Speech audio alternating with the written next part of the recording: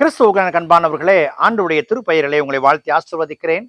கடவுள் இந்த புதிய நாளின் நன்மைகளை மேன்மைகளை கொடுத்து நம்மை தாங்குவாராக. தியானத்திற்காக ஒரு வசனத்தை உங்களுக்கு முன்பாக வைக்கிறேன். அது ரோமருக்கு எழுதின கடிதம் 12ஆம் அதிகாரம் 2வது வசனத்தின் முற்பகுதி. நீங்கள் இந்த பிரபஞ்சத்திற்கு ஒத்த வேஷம் தெரியாமல், நமக்கென்று சொல்லி ஒரு பண்பு உண்டு. அந்த நல்ல பண்பை ஆண்டவர் தம்முடைய சாயலிலே உருவாக்கும் பொழுது அவர் தந்திருக்கிறார்.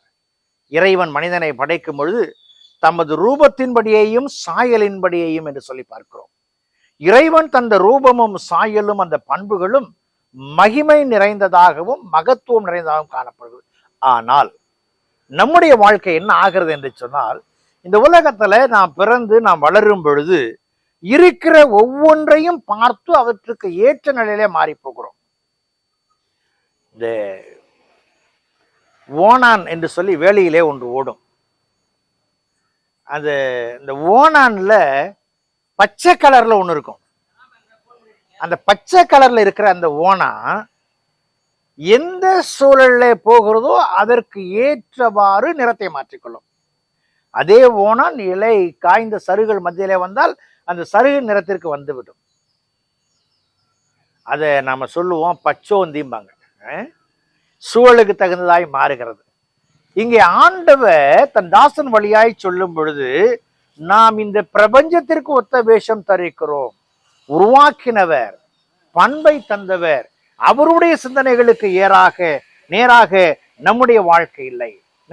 we are losing our originality. We have to maintain the originality. இதைத்தான் ஆண்டவர் தன் தாசன் வழியாய் சொல்லுகிறார். இன்றைக்கு நீங்களும் நானும் இந்த வசனத்தை சிந்திக்கும் பொழுது, let us evaluate where we are. Are we in right track? Or our track has been changed? நாம் சரியான பாதையிலே போகிறோமா அல்லது தடம் மாறி இருக்கிறோமா? என் ஆண்டவர் என்னை படைத்த அந்த சாயலின் பண்புகளை நான் தக்க வைத்தவனாய் காணப்பட ஆண்டவர் விரும்புகிறாரே, நான் எப்படி இருக்கிறேன்? Let us ask the God, the discerning spirit. பகுத்தறியத்தக்கதான ஞானத்தை இறைவனிடத்துல கேட்டு இறைவனுடைய நோக்கத்தையும் திட்டத்தையும் புரிந்து கொண்டு நாம் அர்ப்பணிப்போம். Let us evaluate. Let us have a discerning spirit. அப்புறம் our mind has to be renewed. நான் புரிஞ்சுக்கிட்டேன்னாக்க, தடம் மாறினதை புரிந்து கொண்டேன் என்று சொன்னால், என் தேவனுடைய திட்டமும் சித்தமும் சரியாய் காணும்படிக்கு நான் திரும்புகிறவனாய் காணப்பட வேண்டும். பாருங்க, ஒரு நரி ஒரு நாள் காட்டுல இருந்து வெளியே வந்து அது ஓடினப்போ ஒரு துணி துவைக்கிற டோபியினுடைய பகுதி வழியாக சென்றது. அங்கிருந்து நீலம் கலக்கி வச்ச தொட்டிக்குள்ள உழுந்து எழுந்திரிச்சிருச்சு. பார்த்தா கலர் நீல நிறம் ஆயிடுச்சு. அது நேரம் அங்கேருந்து காட்டுக்குள்ள போச்சு.